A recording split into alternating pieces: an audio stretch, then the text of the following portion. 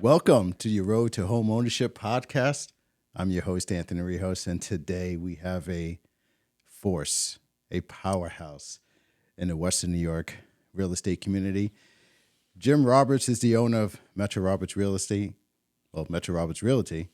Mainstream Funding, and a whole network of companies shaping how real estate gets done here in Western New York. And today we're going to be diving into his journey, your vision, and what's coming up next. Welcome, Jim. Thank you, Anthony. Thoroughly impressed by the room you put together. Very nice. Thank you.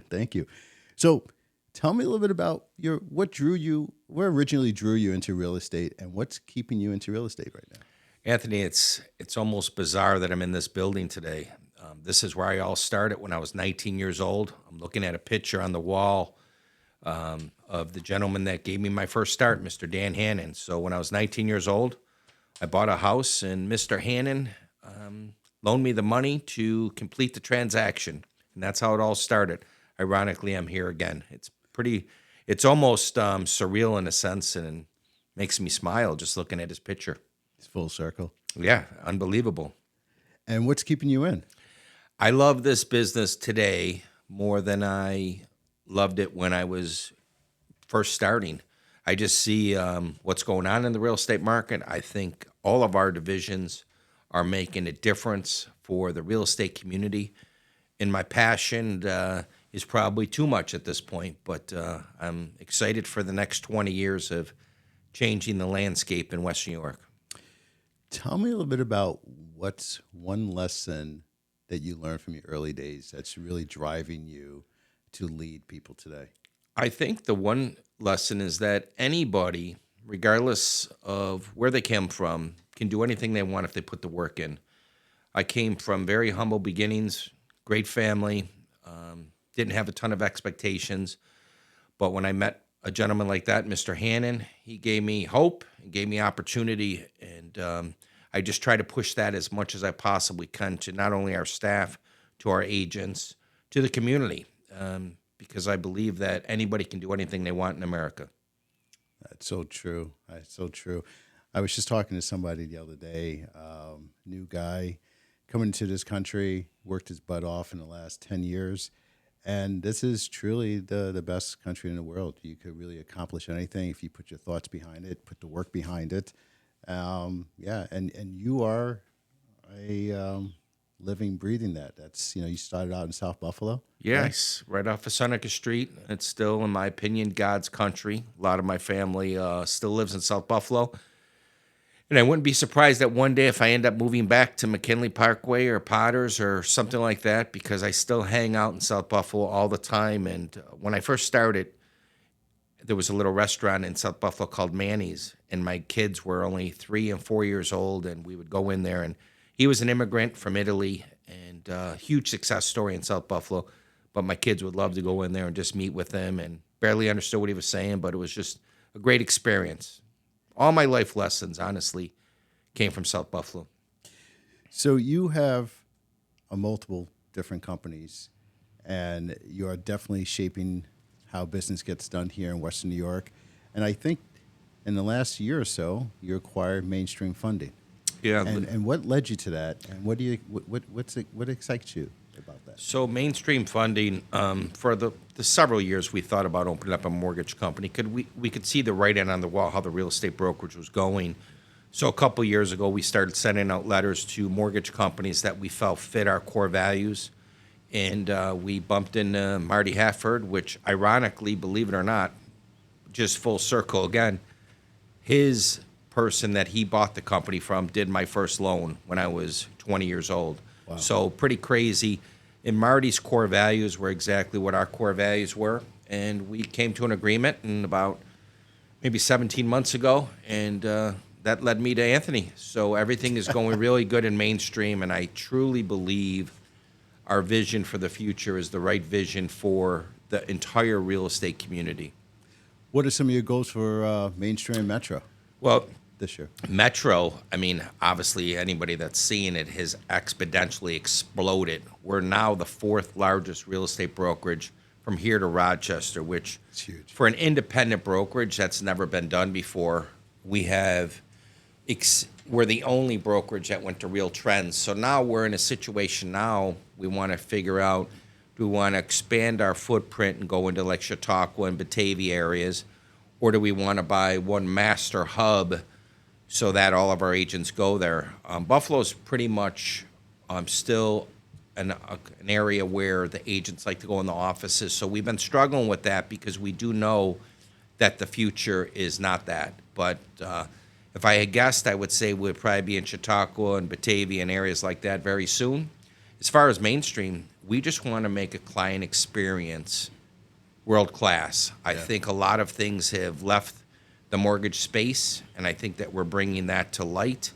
And I just think that having a captive audience of almost 430 agents is going to allow mainstream not only to explode, but also to make a difference in the community. So our reach for mainstream is, I can really see mainstream being one of the most influential players in the mortgage space in the next 12 months. Truly believe that. So what do you define success for your companies, and what do you define success for your people? Well, I would tell you that on the company level, every company has to make money in order to stay in business. There's no question about that. But I can tell you that when we build out our meetings and our level 10s, P&Ls very rarely come into play. Success to me is I'm already blessed beyond belief. I can't believe that I've had all these good fortunes, and I'm grateful and have great gratitude. But success is I love to see other people win. I love to see our realtors experience things that they would not experience at any other company. I love to be able to provide full health insurance for every one of our employees without them having a simple deduction so that they can get the care they need.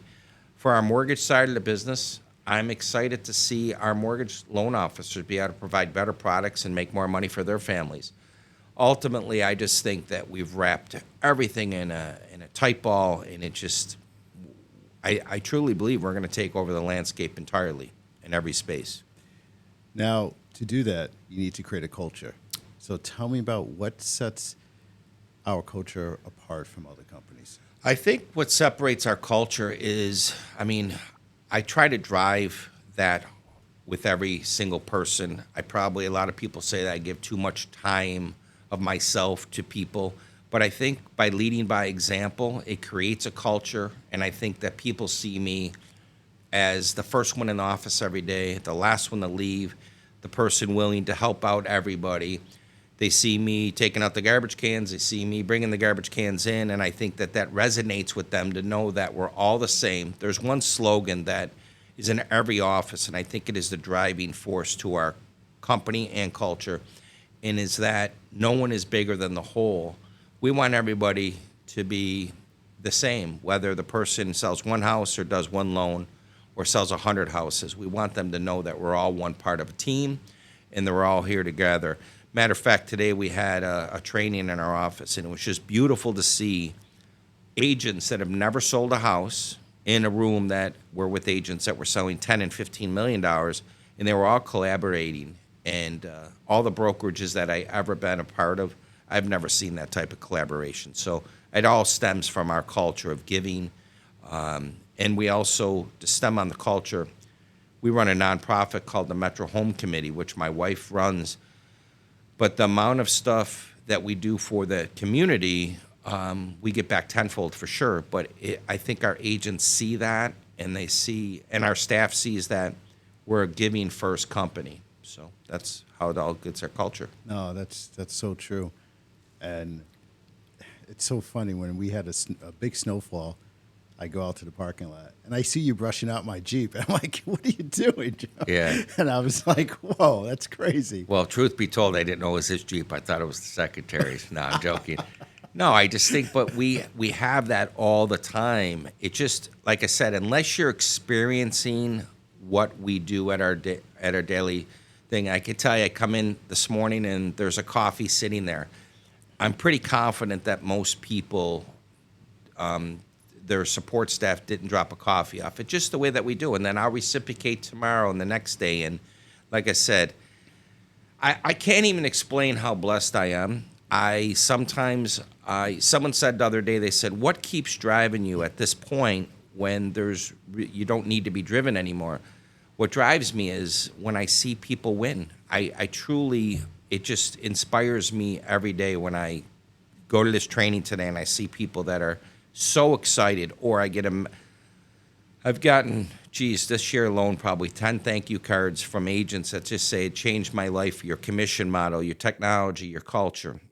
That drives me every day. I could not be more energized than I've ever been in my life. Very cool, man. Very cool. What kind of advice would you give agents or loan officers that are looking to level up?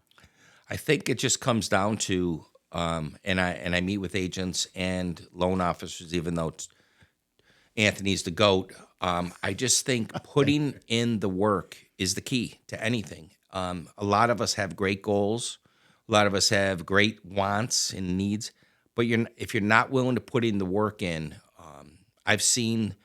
I always say, give me a blue collar person more than a Wharton Business School that wants it bad enough, and I can see it. And I've seen it in our own company that you've had agents that have come into our company that have struggled tremendously at other companies, and we put a foundation together in front of them, and now they're having the best life they could ever have. So I just believe in work ethic. You could take anybody with a good work ethic and drive, and they'll be successful. That's very true, man. Now, tell me, what do you see coming up in real estate and mortgages? What are the trends? What are you seeing? Well, I can tell you when I started, I can remember in this office when an offer was being presented, you'd have 10 people waiting in the conference room to present their offers. And on the real estate side, one of the things that I really don't like about it is just that you don't get to meet people anymore. Everything's done electronically, everything's fast. And I think that is the future, unfortunately, of real estate. If you look at the top real estate companies in the world, they all have a few things that are similar, which is one, a high-tech stack like we have, and also a semi-virtual or virtual model. And, to me, I like when people are in the office, I like the synergy of it. I like talking, but I really think in the next decade, you're not going to see that at all, unfortunately. On the mortgage side, I see the same thing pivoting. I think that the days of the loan officer being in the office every day is probably not going to be there. They're going to be building relationships a lot outside of work, leveraging technology and stuff. Some people, especially the younger agents and loan officers, like that fast pace and not having any collaboration. To me, I like this belly to belly stuff. Even now on our house buying division, I still do belly to belly, where that industry as well is going to virtual, where you're basically just making offers over the phone. I go every appointment in belly to belly. I just think that's, for me personally, that's a better way. But unfortunately, you have to adapt to the time.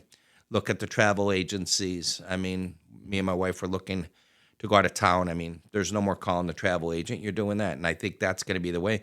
But you still have to build that strong foundation relationships. And that's Anthony doing stuff like this, is building that foundation for not only himself, but also for mainstream.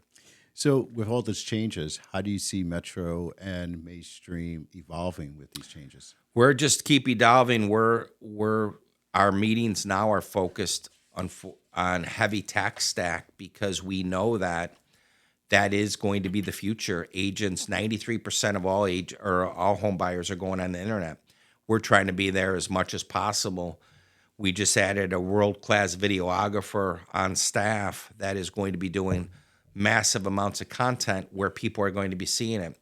We're leveling up our social media. We just hired another social media person, Maddie, and she's doing great work behind the scenes for our agents.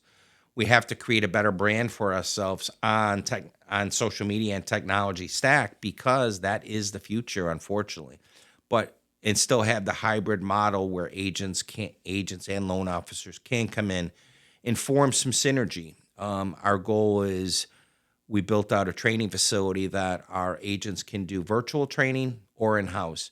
So someone like myself, I physically want to be in the office for the training, but then we also have 30, 40 people do a training on Thursdays, that don't want to come in the office anymore, want to sit in their pajamas and do their training. So I think I truly believe in my heart we are set up in West New York better than any company that's out there. We're almost done here, my friend. Well, a lot of content to be covered, but We're almost done here. We got 5 fun questions. shoot. And I bet everyone wants to know, after a long day, what is your guilty pleasure when you get home and Well, get to chill? Obviously I've been dieting for the last 4 months, but prior to that, I love snacks and candy. And my wife tortured me this morning or yesterday, and she bought me jelly beans, which are the death of me. So I did sneak 6 of them, and I felt actually not that good after it. But I love just relaxing. I have a couch that every day, regardless if I get out of work at 6 or 7, I like to lay on that one comfy couch and just chill out. Very cool. Now, I have another question. Okay, ready? Mm-hmm. If you could have dinner with any entrepreneur or leader, dead or alive, who would it be? Martin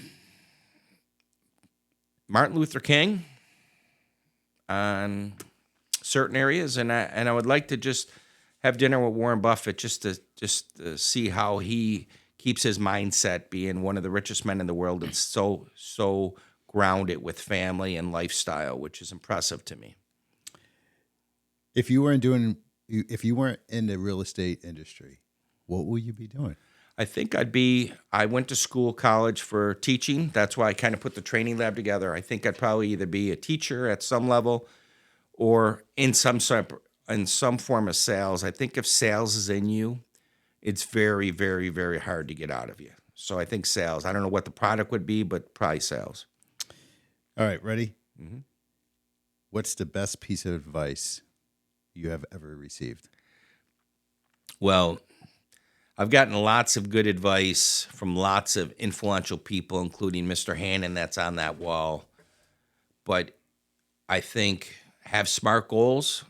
Don't get off the wall with crazy goals. Just put them down, and then I put them on my refrigerator, and I just track them. And by doing something simple, smart goals, don't make, if you make $1, don't say next year you want to make 100,000. Just say you want to make $2. And I think making achievable goals for me has aligned me to succeed. All right, ready for the last question? Sure. Okay, this is a good one. What is something people may be surprised to learn about you? I don't know. Well, that I like dogs? No, I'm joking. Everyone knows No, that. I'm a dog fanatic. No, I think that how much of a homebody I really am. I mean, obviously, in the space that I'm at, I have to be out sometimes more than I probably want to be.